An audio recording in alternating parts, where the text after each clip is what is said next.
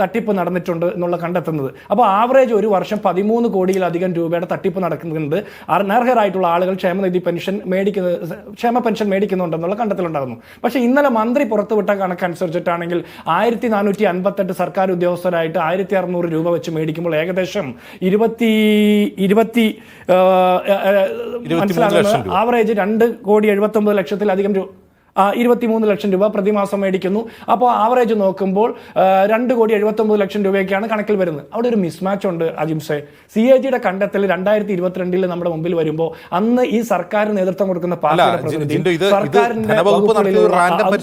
അതിൽ കൂടുതൽ ഉണ്ടാകാം. ധനവകുപ്പ് നടത്തിയ റാൻഡം പരിശോധനയാണ് ഇത്രയും കണ്ടെത്തിയത്.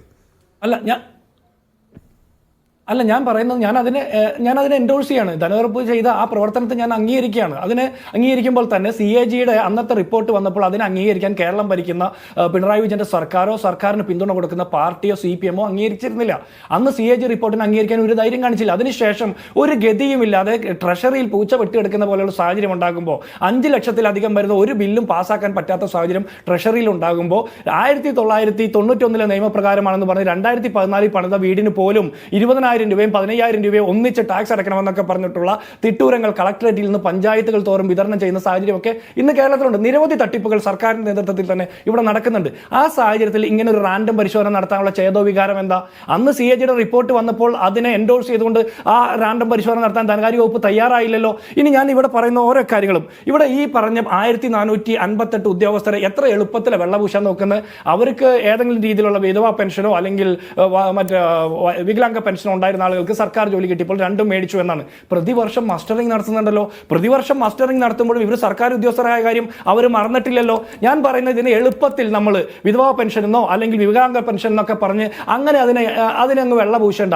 ഓരോ വർഷം മസ്റ്ററിംഗ് നടത്തുമ്പോൾ അവർക്ക് സത്യവാങ്മൂലം കൊടുക്കുന്നുണ്ട്. അപ്പൊ സത്യവാങ്മൂലത്തിൽ സത്യമല്ലാത്ത കാര്യങ്ങൾ പറഞ്ഞുകൊണ്ട് ഈ ക്ഷേമ പെൻഷൻ തുടർന്ന് മേടിച്ചിട്ടുള്ള ആളുകൾക്കെതിരെ നടപടി സ്വീകരിക്കാൻ സർക്കാർ എന്ത് നടപടികളാണ് എടുത്തിട്ടുള്ളത്? അത് പൊതുസമൂഹത്തോട് പറയണ്ടേ? ഇവിടെ സർക്കാർ കോളേജിലെ അധ്യാപകർ, അസിസ്റ്റന്റ് പ്രൊഫസർമാർ അല്ലെങ്കിൽ മറ്റു പല വകുപ്പുകളിൽ ഇത്ര ഉദ്യോഗസ്ഥരുണ്ടെന്നൊക്കെ പറഞ്ഞ് ഇതിനെ ജനറലൈസ് ചെയ്ത് വിടാതെ ഈ സർക്കാരിന്റെ ധനവകുപ്പിൽ നിന്ന് ഇങ്ങനെ ഒരു റിപ്പോർട്ട് പുറത്തുവിട്ടിട്ട് 1458 ഉദ്യോഗസ്ഥർ മാത്രമേ ഉള്ളൂ. ഉദ്യോഗസ്ഥർ മാത്രമാണോ? ഇന്നിപ്പോൾ നിങ്ങൾ കോട്ടക്കൽ പഞ്ചായത്ത് മുനിസിപ്പാലിറ്റിയിലെ ഒരു വാർഡിനെ കുറിച്ച് പറയുന്നു. കേരളത്തിലെ മുഴുവൻ മുനിസിപ്പാലിറ്റികളിലും കോർപ്പറേഷനിലും പഞ്ചായത്തുകളിലും ഇതുപോലെ ഒരു റാൻഡം പരിശോധന നടത്തിയാൽ പോരാ. കൃത്യമായിട്ടുള്ള ഇഴകീറിയുള്ള പരിശോധന നടത്തിയാൽ അനർഹരായിട്ടുള്ള ആളുകൾ കടന്നുകൂടിയിട്ടുണ്ടാവും. അരുൺകുമാർ പറഞ്ഞ പോലെ AC-യുടെ ഔട്ടർ കൊണ്ട് അഴിച്ചു വച്ചിട്ടൊന്നുമല്ല ആളുകൾ. ഞാൻ മനസ്സിലാക്കുന്നത് നമ്മളൊക്കെ സാധാരണക്കാരിൽ ഇടയ്ക്ക് ഇറങ്ങി പ്രവർത്തിക്കുന്ന ആളുകളായിട്ട് ഞാൻ പറയാം, AC ഉള്ള വീടുകളിൽ AC അഴിച്ച് അടുത്ത വീട്ടിൽ ഒളിച്ചു വെച്ചിട്ടല്ല ഇവരാരും ഈ മസ്റ്ററിംഗിന്റെ സമയത്ത് അല്ലെങ്കിൽ റിപ്പോർട്ടിംഗിന്റെ സമയത്ത് വ്യാജരേഖ ചമയ്ക്കുന്നത്. വരുന്ന ഉദ്യോഗസ്ഥരെ പ്രാദേശികമായിട്ടുള്ള രാഷ്ട്രീയ നേതാക്കന്മാരുടെ കൂടി സഹായത്തോടു കൂടി ഒത്താശ ചെയ്തുകൊണ്ടാണ് ഈ പരിപാടിയൊക്കെ നടക്കുന്നത്. നമ്മൾ ഇതെല്ലാം മറച്ചു വെച്ചിട്ട് പറഞ്ഞിട്ട് കാര്യമില്ല. എന്റെ ചോദ്യം ഇതാണ്, സർക്കാർ എന്ത് നടപടികളാണ് സ്വീകരിച്ചത്?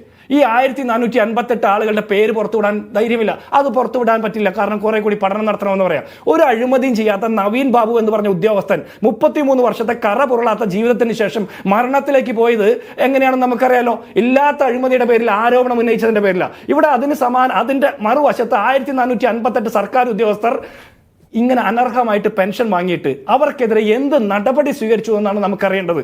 നമുക്ക് ഇത്തരം ചർച്ചകളിൽ ഇങ്ങനെ സമയം കളഞ്ഞിട്ട് കാര്യമില്ല. എന്ത് നടപടി സ്വീകരിച്ചു?